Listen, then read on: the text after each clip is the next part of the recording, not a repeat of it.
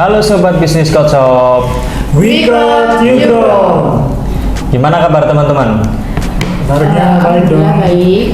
Jadi kali ini saya sendiri Ali dengan dua rekan saya. Saya Diana. Dan saya Alex. Nah, pada kesempatan kali ini kita akan melanjutkan pembahasan buku Berpikir dan Berjiwa Besar, tepatnya bab 6 dengan tema Anda adalah apa yang Anda pikirkan mengenai diri Anda.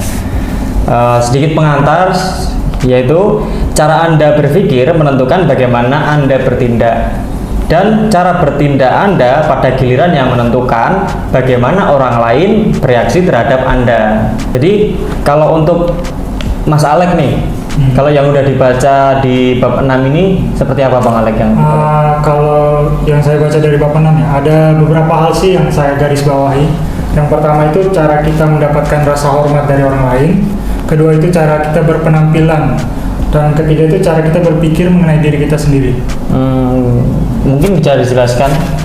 Yang pertama ya, cara kita mendapatkan rasa hormat. Itu yang pertama itu cara kita mendapatkan rasa hormat itu dari diri kita sendiri. Bagaimana kita memberikan rasa hormat pada diri kita sendiri itu sama dengan hormat yang akan kita terima dari orang lain. Yang kedua itu penampilan. Itu penampilan menentukan kita untuk berpikir penting.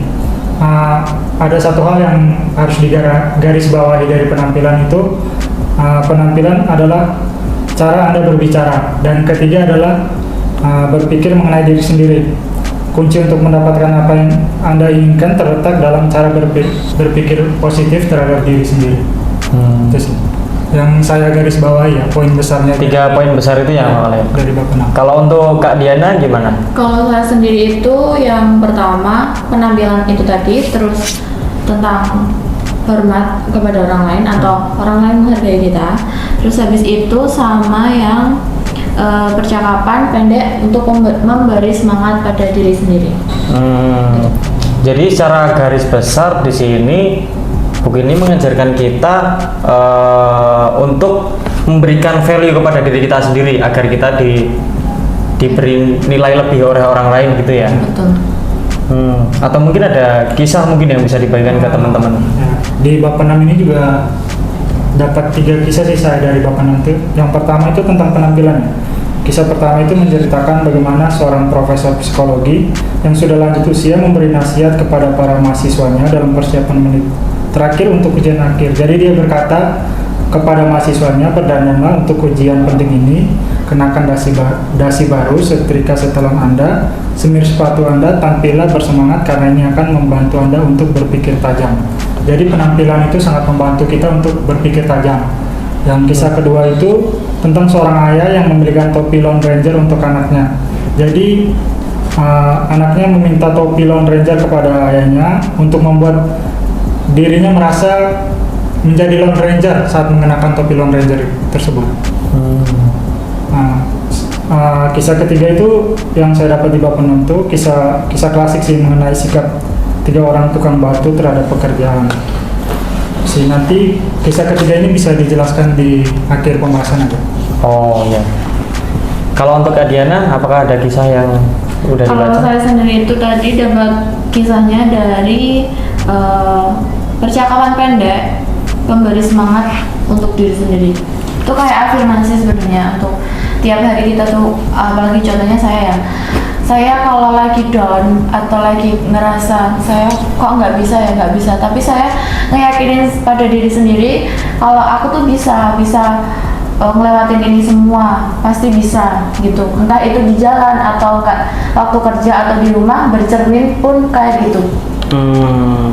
Terus kalau untuk kisah yang saya ambil dari sini, ini ada seorang wiraniaga, dia itu kayak merasa nggak pede. Terus habis itu dia diberi semangat oleh atasannya tuh bisa memberi semangat pada dirinya. Masa dirinya nggak bisa memberi semangat untuk dirinya sendiri ya. Terus habis itu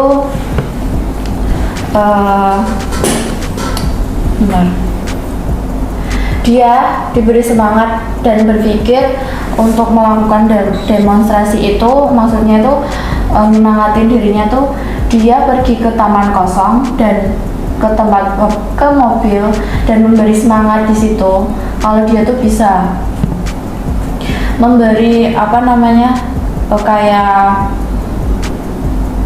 motivasi kayak ke diri sendiri gitu. Jadi dia lebih pede lagi. Setelah itu dia benar-benar bisa meyakinin dirinya sendiri setelah sebelumnya dia tuh malu, penakut gitu. Gitu sih Kak, yang poin yang yang paling saya tangkap tuh yang itu.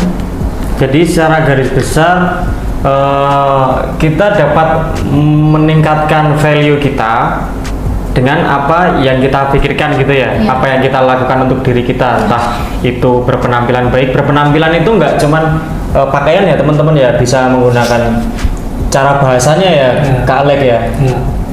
Nah, ini yang aku juga garis bawahi sih di sini, yang cara berpikir. Jadi cara berpikir itu sangat menentukan. Di sini dijelaskan orang yang berpikir dirinya inferior menjadikan dirinya inferior. Jadi teman-teman mungkin yang merasa dirinya kurang itu jangan memikirkan dirinya kurang. Jadi sebaliknya memikirkan dirinya saya pasti bisa, kayak gitu. Pasti dirinya akan menjadi pasti bisa juga melakukan hal yang dia bisa. Jadi singkatnya teman-teman jangan berpikir banyak orang lain yang lebih jago dari saya, tetapi saya masih jago kok dibanding orang lain. Jangan lihat yang jago, tapi lihat yang kira-kira kurang berkompetensi dan katakan bahwa Anda itu lebih berkompetensi daripada mereka. Itu membantu Anda untuk memberikan nilai lebih pada diri Anda gitu ya Kak ya. Betul.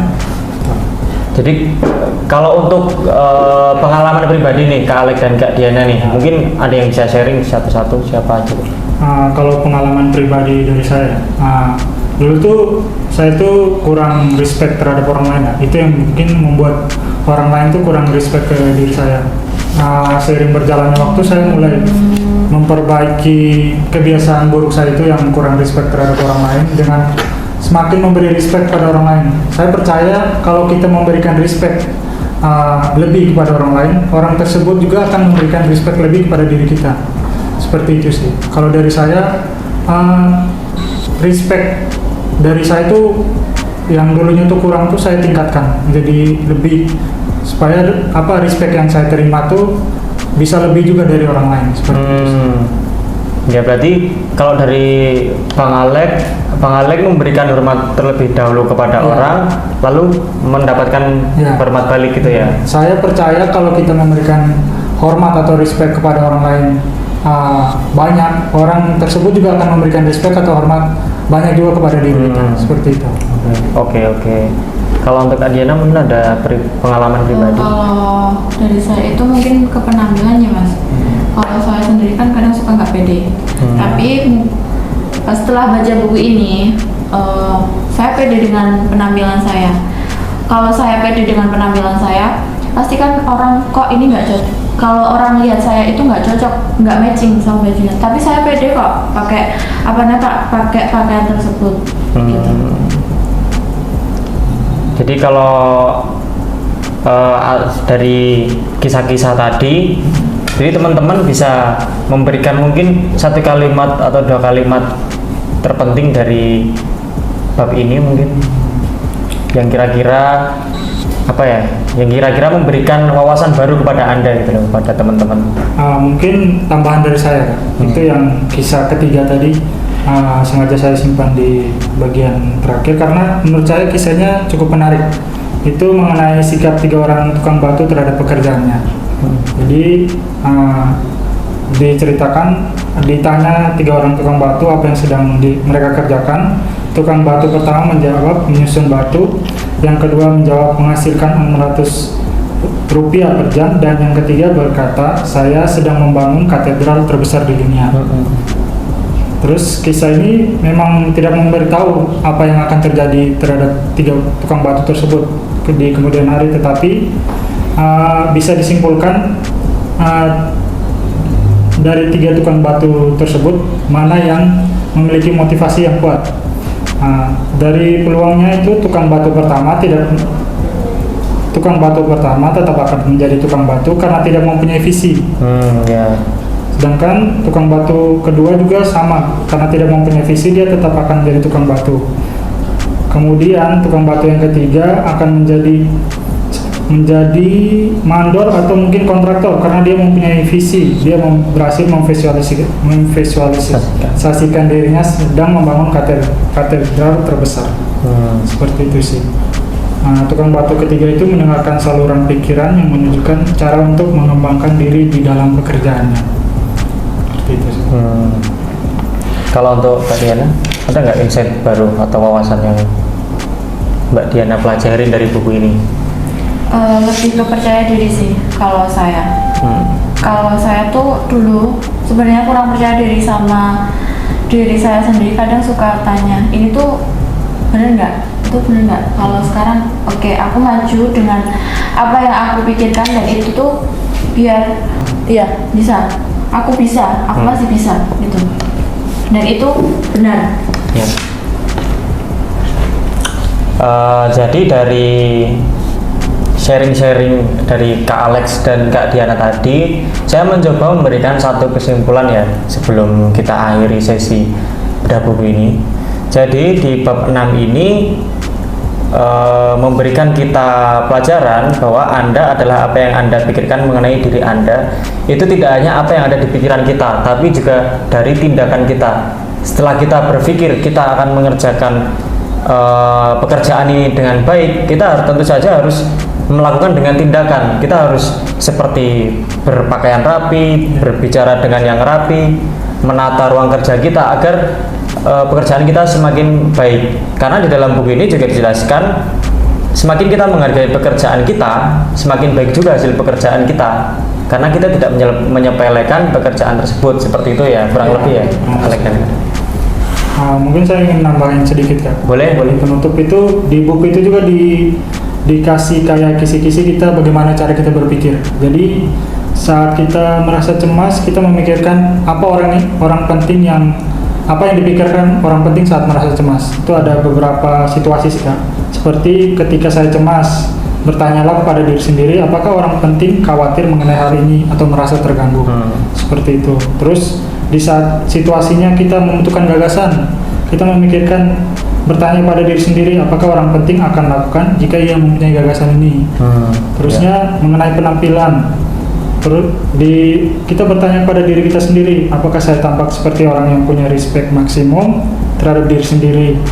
Di situasi bahasa, apakah saya menggunakan bahasa orang yang berhasil. Jadi kita bertanya pada diri sendiri, apakah bahasa saya itu digunakan oleh orang yang berhasil. Terus apa yang saya baca, apakah percakapan yang saya ucapkan ketika saya hilang kesabaran, situasi lelucon sama situasi pekerjaan itu kita memikirkan apakah orang penting juga memikirkan hal tersebut.